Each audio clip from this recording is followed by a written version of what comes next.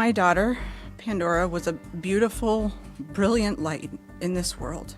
Over the past 4 months, I have prayed every day that her killer would eventually be brought to justice. For Pandora's grieving mother, the arrest marked a turning point she had both prayed for and dreaded. She had spent sleepless nights wondering if her daughter's case would ever find closure. Now, with a suspect in custody, her emotions were torn between gratitude and grief.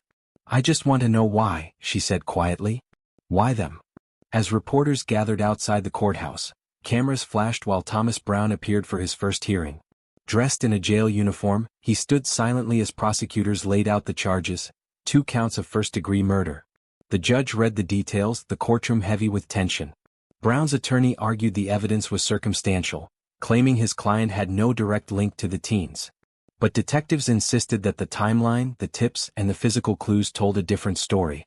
Behind the scenes, investigators had pieced together a trail of information that led them straight to Brown. Those camper statements, the ones who had described a man acting strangely near the area, became the foundation of the case. They remembered the way he spoke, the things he said, and how uneasy they felt. That discomfort was enough to alert deputies who later discovered inconsistencies in Brown's movements during that weekend. While the sheriff's office refused to disclose specific details, sources confirmed that the investigation had been ongoing since late May. Surveillance footage, witness interviews, and hours of search records built a timeline that placed Brown dangerously close to Mount Ord around the time Pandora and Evan were last seen alive. Whether it was coincidence or intention, detectives couldn't ignore the overlap. In the community, emotions were high. Friends and family gathered at candlelight vigils, holding pictures of the 2 teens and demanding justice. "They were just kids," one neighbor said tearfully. "They had their whole lives ahead of them." But beneath the grief, whispers started to spread, questions about motive, about whether Brown knew the victims and if there were others involved. Police neither confirmed nor denied any connection, only saying the case was still active and more information would be released when appropriate. For now, Brown remains behind bars on a $2 million cash bond. His defense team continues to claim his innocence, promising to fight the charges. Yet the evidence presented so far, and the chilling details still unreleased to the public, have kept the community on edge. For Pandora's mother, justice is still incomplete. "It's not over," she said, standing beside her daughter's memorial. "But at least now it's closer than before." And as the investigation unfolds, one question continues to echo through Arizona. What truly happened on that mountain, and why did 2 young lives have to end that way? In the days following Thomas Brown's arrest, investigators worked around the clock, determined to uncover what really happened on Mount Ord. The arrest had given them a starting point, but now came the difficult task of building a case strong enough to stand in court. Detectives revisited the mountain where Pandora and Evan were found. The area was quiet again, but the memories of that day hung in the air. Markers from the original investigation still dotted the ground, faded reminders of where evidence had been collected. Every inch of the scene was re-examined.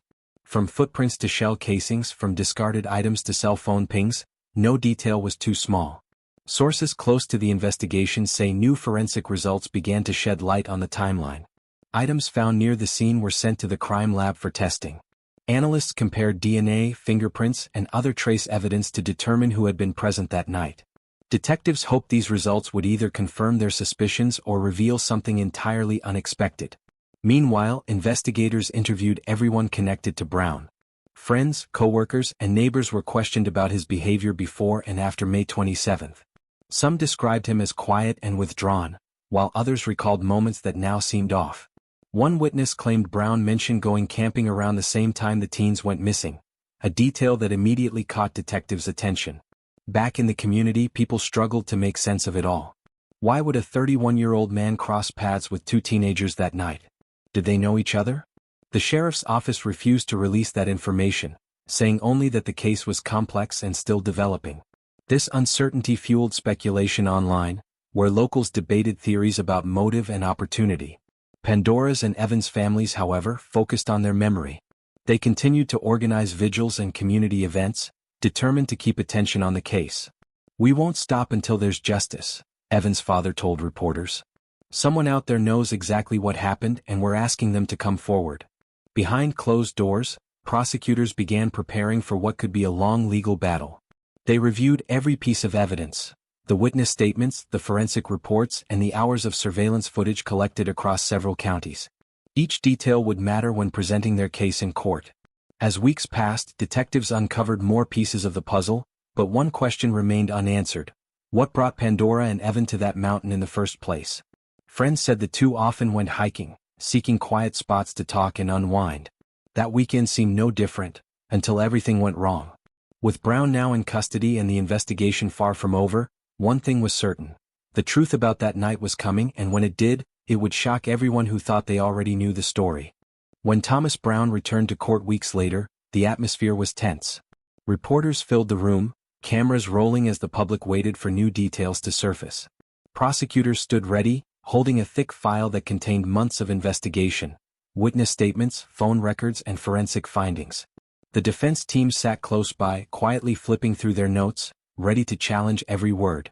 The prosecution began by outlining the timeline of the night Pandora and Evan were last seen. They showed how both victims' phones had gone silent just minutes apart. Surveillance footage placed Brown's vehicle near the base of Mount Ord around that same time. Investigators later matched tire impressions from the scene to the same make and model Brown drove. Though not definitive, the pattern was enough to raise eyebrows. Detectives testified about the evidence collected, the recovered shell casings, the disturbed brush near the clearing, and the partial prints lifted from an item left behind. Each piece built a clearer picture of that night, though much was still unknown. The defense pushed back, arguing the evidence was circumstantial and lacked a direct link. Being nearby, they said, doesn't mean being guilty. Outside the courthouse, emotions ran high. Protesters gathered with signs demanding justice, while others expressed caution, reminding everyone that the trial had only just begun. Pandora's family arrived quietly, avoiding reporters. Her mother held a photo of her daughter, whispering that she hoped the truth would finally come to light. Meanwhile, the community struggled to move forward. Schools held assemblies about safety, local leaders pushed for more park patrols, and families who once spent weekends camping in the area began choosing different spots. The shadow of Mount Ord lingered in everyone's minds. As the court proceedings continued, small developments kept the case alive in the headlines. New witnesses stepped forward. A camper who had been silent for months came forward claiming to have seen Brown's truck leaving the trail at dawn. Investigators quickly followed up, confirming parts of his account matched earlier findings. Still, the biggest question remained, why? Why would Brown, a man with no known connection to Pandora or Evan, end up at the same place at the same time? Prosecutors hinted at a possible motive, but withheld specifics, saying only that digital evidence was still being analyzed. Back home, friends of the victims continued to share memories online. Photos, messages, and moments that showed just how deeply they were loved. The story of Pandora and Evan spread beyond Arizona, drawing national attention to the ongoing trial and the search for justice. In court, as the session ended for the day, Brown looked toward the gallery but said nothing. His expression was unreadable, leaving everyone wondering what really lay behind his silence. As the next hearing approached, detectives promised more details would emerge, and that the evidence would speak for itself. For now, the community could only wait, holding on to hope that the truth, no matter how painful, would finally be revealed. As the next hearing began, tension filled the courtroom once again. This time, the prosecution came prepared with new material that could potentially change the direction of the case. Forensic experts took the stand, describing in detail how certain items recovered near the scene had tested positive for DNA traces that matched Brown. The revelation drew quiet gasps from the audience. It was the first time the public had heard about a possible physical connection between the suspect and the victims. The defense quickly countered, questioning the integrity of the evidence and the methods used to collect it. They suggested contamination could have occurred and emphasized that none of the samples proved when or how Brown had come into contact with the items. Still, the idea that a concrete link existed left an undeniable impact. Outside, reporters wasted no time broadcasting the updates. The story spread across national news outlets, reigniting debates online. Was this the breakthrough investigators had been waiting for? Or was it another piece of evidence that could crumble under scrutiny? Meanwhile, the emotional toll on the families was visible. Pandora's mother broke down outside the courthouse, surrounded by supporters holding candles and photos of her daughter. "She was my best friend," she said softly. "I won't rest until there's justice." Evan's father, too, stood by, thanking the public for their continued support but urging patience. "This is far from over," he said. Within the sheriff's department, Detectives continued to push forward, reviewing digital data that might explain the teen's final hours. They combed through call logs, text messages, and social media activity, searching for any sign of communication that could reveal what led them to Mount Ord that night. Back in town, the community found its own ways to heal. Schools organized memorial scholarships in Pandora and Evan's names. Local artists painted murals in their honor, turning grief into something lasting. Yet beneath those gestures, everyone knew closure wouldn't come easily until the truth was finally proven in court. Weeks later, prosecutors hinted at one more piece of evidence, something they described as key to understanding the events of May 27. They refused to elaborate, only confirming it would be presented in the next hearing. The announcement left the public restless, waiting for the day when the full picture would finally be revealed.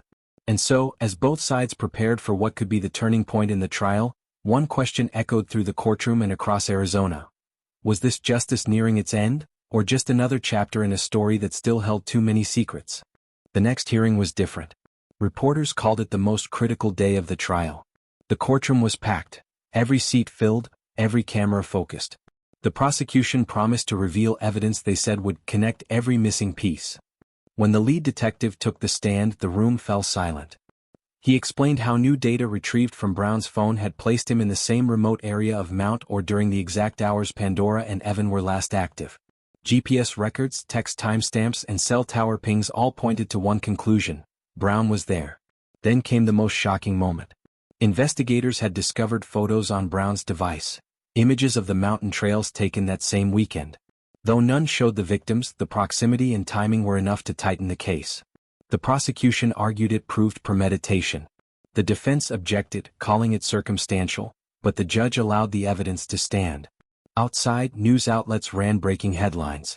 The community that had followed every update reacted instantly, some with relief, others with disbelief. "It's finally coming together," one neighbor said. "We've waited months for this." Back inside the courthouse, Brown's expression didn't change. He stared straight ahead, unmoving, as the prosecutor described how a mixture of DNA matching fibers and the digital trail tied him closer to the victims than ever before. "This wasn't random," the prosecutor said firmly. "This was deliberate." The defense countered fiercely, insisting the state had built its case on speculation. They reminded the jury there were still unanswered questions. No weapon recovered, no eyewitnesses placing Brown at the exact scene, and no clear motive. But for the families, hearing even fragments of truth brought a measure of comfort. Pandora's mother wiped away tears as she left the courthouse. "Each day we come here, we hear more about what really happened," she said. "It's painful, but it's the only way to find peace." As the trial moved toward closing arguments, the weight of everything uncovered hung heavy over the town. Mount Ord, once a quiet escape, had become a symbol of loss and unanswered questions. Yet beneath the sadness there was a shared hope, that the truth, however hard, was finally within reach. In the weeks to come, the verdict would determine more than just one man's fate. It would decide whether justice for Pandora Schulz and Evan Clark had truly been served, or if another mystery still waited in the shadows of that mountain. After months of waiting, the final day of the trial arrived. The courtroom was silent as everyone took their seats, the tension so thick it could be felt even through the cameras. The jury had spent 2 long days deliberating, reviewing every piece of evidence. The phone data, the DNA, the testimonies, and the photographs from Mount Ord. Now it was time for their decision. When the foreperson stood, all eyes locked forward. "We, the jury, find the defendant, Thomas Brown." A pause followed, long enough for hearts to pound across the room. "Guilty of 2 counts of first-degree murder." Gasps filled the air. Some cried. Others bowed their heads in relief. For Pandora's and Evan's families, it was the moment they had waited for: justice at last. Brown stood motionless, his expression blank. His attorney placed a hand on his shoulder but said nothing. The judge thanked the jury for their service and announced that sentencing would follow. Weeks later, Brown was handed 2 consecutive life sentences without the possibility of parole. The courtroom fell into complete stillness once again, broken only by quiet sobs from the families seated in the front row. Outside the courthouse, Pandora's mother addressed reporters, her voice trembling but firm. "Nothing will bring them back," she said. "But now we can finally breathe. My daughter and Evan can rest." Evan's father echoed her words, thanking the investigators, the witnesses, and everyone who refused to give up on the case. In the months that followed, the community slowly began to heal. A memorial garden was built at the local high school, filled with the flowers Pandora loved. A hiking trail near Mount Ord was renamed in honor of Evan, symbolizing the strength and unity their story inspired. Every year their families gather there to light candles and share memories, not of the tragedy but of the lives they lived. Detectives who worked the case described it as one of the most difficult of their careers, a mix of persistence, luck and human compassion that finally brought the truth to light. It took time, one investigator said, but justice was never out of reach. And though the pain of that loss will never fade, the legacy of Pandora Schulz and Evan Clark continues to remind everyone of the power of community, faith and determination. Their story may have begun on a mountain filled with silence, but it ends here, with voices united, truth uncovered and two young souls finally at peace. If you were in the jury's place, what would your verdict have been? Share your thoughts in the comment section below, and don't forget to like, share and subscribe for more true stories that deserve to be heard.